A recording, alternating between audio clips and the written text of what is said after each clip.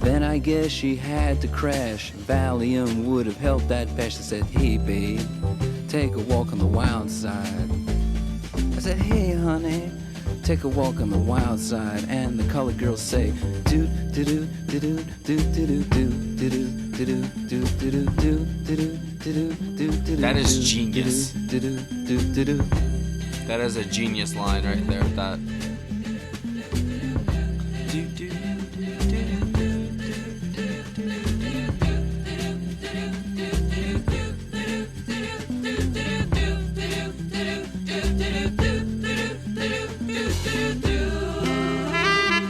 Up until this, it had a big Velvet Underground vibe too. At least the song I've heard.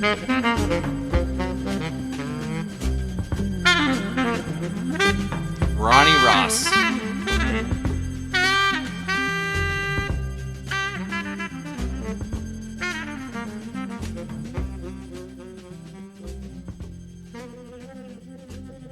Wow.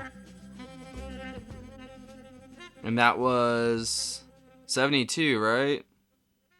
72. November 8th, that album was released. Oh, wow. Well, yeah, that song was definitely taking a walk on the wild side when it came out, man. That's crazy. Especially for those times, bringing stuff up like that, I definitely see how that's a counterculture anthem, because that's definitely not very, I don't know, what's the word, I guess like what the majority, was mostly about back then. But then the counterculture movement started and people started discovering things, about themselves and other people. And, but there's always been what the song's talking about. And ever since like ancient Rome before that, there's always been, I guess you could say like a market for said things. That's just humans just being humans. I'm not saying it's good or bad. It's just there, I'm just acknowledging it. I think that it's watch this. Nope, no, she saved it. We almost had a visitor. I just yeah, man, like it, I can see why this song was so big. It has a great, just like bass line from Herbie Flowers on the double bass, I believe. And then there's so Bowie did backing vocals, keyboards. Mick Ronson did lead guitar, piano, recorder, string arrangements. Lou Reed was lead vocals and rhythm guitar. John Halsey on the drums. Trevor Bolder on the trumpet. Once again, here he is. Thunder Thighs on backing vocals. And then, Herbie Flowers on the double bass. He played the tuba on a couple other tracks as well. That's awesome. But there's also Barry D'Souza and Richie Dharma on drums as well. And then, produced by David Bowie and Mick Ronson. And it sounded actually a lot like the bass did, at least. So some of like the little lines they were doing, it reminded me of the Velvet Underground song that we did. That exact one, actually. But yeah, it definitely had that kind of like atmospheric, ambiance to it that other Velvet song we did was. But, Lou is a very prolific musician. Like, I've heard his name, for years, but I never really went down that rabbit hole. I know that he did something with a band that I was a fan of growing up, so that's how I first heard his name. But it's, I don't know, man. Like, he's, it's different, and he isn't this like no holds barred sort of thing. Like, he just writes whatever he wants to write.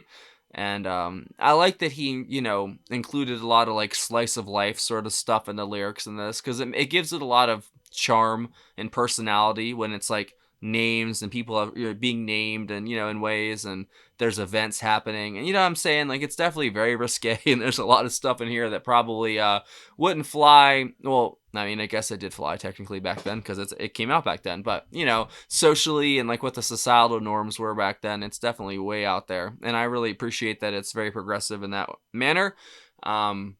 Not saying that I'm one way or the other for any of this stuff. Like I said, I try to keep my personal views out of stuff on this channel. But I do believe in people being free to do what they want to do, as long as it doesn't interfere with other people's right to do the same. That's what I think it boils down to. I think that's what the real, golden rule is. Do unto others as you'd want unto you, done unto you.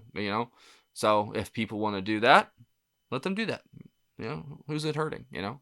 And then at the same time, if that's how you want to express yourself. That's how you want to do things. I mean, that's just, and then go do it. You know, who's trying? No one's stopping you. You know, I think it's admirable to come out as yourself and not, you know, try and hide and be somebody different. You know, I always will admire people that come out and actually be themselves. You know, but I don't know. That was a really good song, though. Lou, I definitely want to hear some more from Lou. And thank you again to William A. for another great pick, my friend. You always bring the heat. You really do. And yeah, man, that definitely stirred some thoughts in me about stuff and just how times have changed and how I don't know how the societal norms, like I said, how everything changes, and like I always use, I've been using this word a lot lately. Meta, like the meta changed, and now it's like the complete opposite of what it was back then, in a way, you know. And I think everyone's just in their own little tiny bubbles, filled with tiny bubbles, you know, and it's just everyone's in an echo chamber.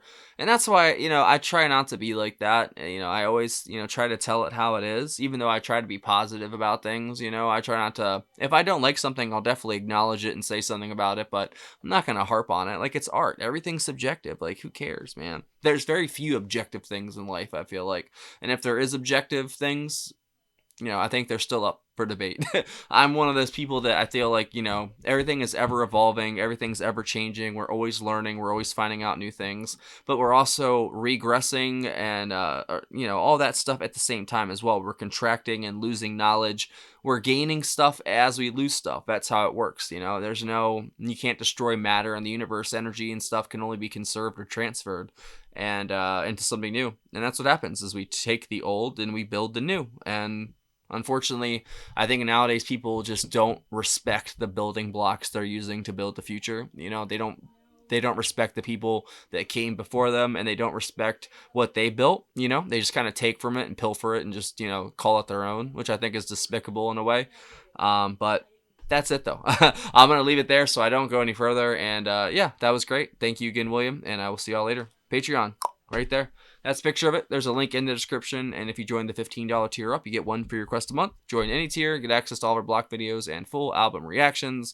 There's a patrons-only Discord you get access to, and there's also a Cash App and PayPal in the description. Thanks for watching, guys. I'm out of here.